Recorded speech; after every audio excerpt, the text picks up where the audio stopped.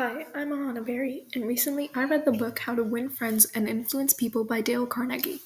I wanted to share a quick overview of this book and what I've learned from it. Part 1, Tips and Tricks in Handling People. The 3 points in this part are: don't criticize, condemn, or complain, give honest and sincere appreciation, and appeal to another person's interest. To quickly go in depth of what is taught in each of these chapters is: 1. Ego and pride drive people, making criticism a defensive point and leading to denial and external blame.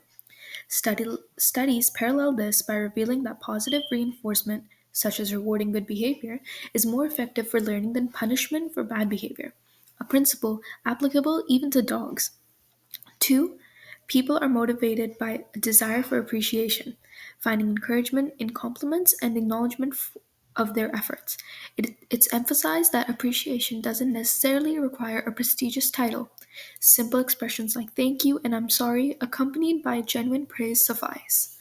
The key is to think in the mindset of making others feel important, as even small gestures of appreciation can have a significant impact. And 3, to influence people effectively, it's crucial to focus on their interests rather than solely on our own. This analogy is illustrated by the idea of using bait that appeals to the fish when fishing, emphasizing the importance of understanding and catering to the others' preferences.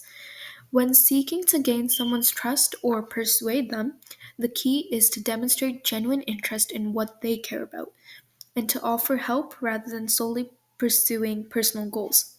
The wisdom that the world is full of people who are self seeking, so the rare person who unselfishly serves others has an enormous advantage. This quote underscores the power of selfless service in building relationships and influence. Part 2, 6 ways to make people like you. This part includes: become genuinely interested in other people, smile, remember a person's name, be a good listener and encourage others to talk about themselves, talk in terms of the other person's interest, and lastly, make the other person feel important and do it sincerely. A quick overview of these points: 1. Being genuinely interested in others makes a person universally loved and approachable. The subconscious habit of focusing on others instead of trying to make them interested in oneself is key to making friends more effectively. Making a mental note of this strategy can lead to more successful and meaningful connections with others. 2. The act of smiling communicates affection and happiness. William B. Steinhardt, a New York stockbroker, exemplifies this by adopting this author's advice to smile more. As he greeted his wife, the cashier, and the doorman with a smile, he noticed that everyone reciprocated. In a short time, he saw positive results, experiencing fewer complaints from colleagues. Moreover, when faced with complaints, he found them easier to handle, showcasing the transformative power of a simple smile. 3. Recognizing that a person's name is crucial as it's the sweetest sound to them. A name is more than a label, it symbolizes their identity, making them stand out. Remembering someone's name goes beyond a detail. It shows that the person and your conversation are significant, creating a sense of connection. 4. Encourage others to share about themselves, as it makes them feel important and flattered. Demonstrate empathy and understanding, and people will appreciate your attentive approach. 5. To build better connections, talk about things that interest the other person and find common ground. Tailoring your conversations this way benefits both people, fostering a stronger connection. And 6. Recognize and acknowledge others' achievements, giving credit where due. Avoid the spotlight, fostering inclusivity and support, valuing everyone's efforts. Celebrating others' success builds a culture of appreciation and teamwork, enhancing the overall dynamics of the group or community.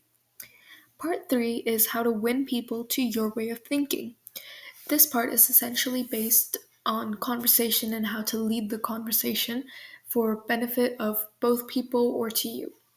So, the only way to get the best of an argument is to avoid it, show respect for the other person's opinions, never say you're wrong, If you're wrong, admit it quickly and empathetically.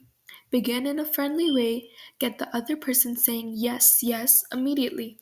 Let the other person do a great deal of the talking, and along with that, let the other person feel that the idea is his or hers.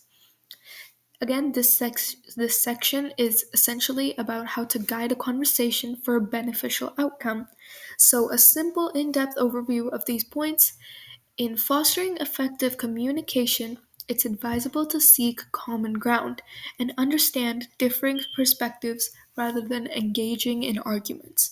Prioritize cooperation over confrontation and opt for respectful disagreement instead of outright criticism. Acknowledging diverse opinions while finding areas of agreement contributes to a constructive dialogue. Building trust and credibility involves admitting mistakes, maintaining humility, and being open to learning from errors. Starting conversations positively sets the tone for friendly interactions, and encouraging agreement on smaller points creates a positive momentum. Actively listening and allowing others to express themselves fosters a sense of ownership of ideas, making people more likely to support and implement them. And then lastly, part 4, be a leader and how to change people without giving offense or arousing resentment.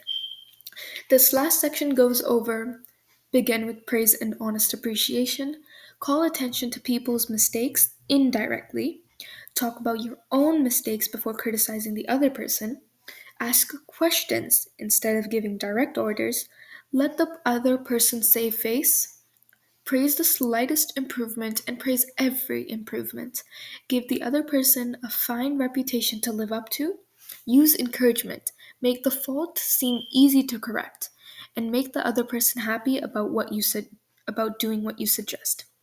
To quickly summarize this part, acknowledge and praise people's strengths and achievements before giving constructive feedback to create a positive environment.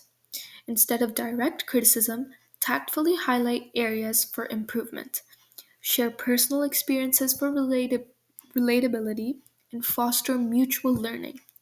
Encourage collaboration by valuing others' input, as cooperative environments stem from feeling heard. Address mistakes privately and with sensitivity, avoiding humiliation. Acknowledge progress, no matter how small, with positive reinforcement.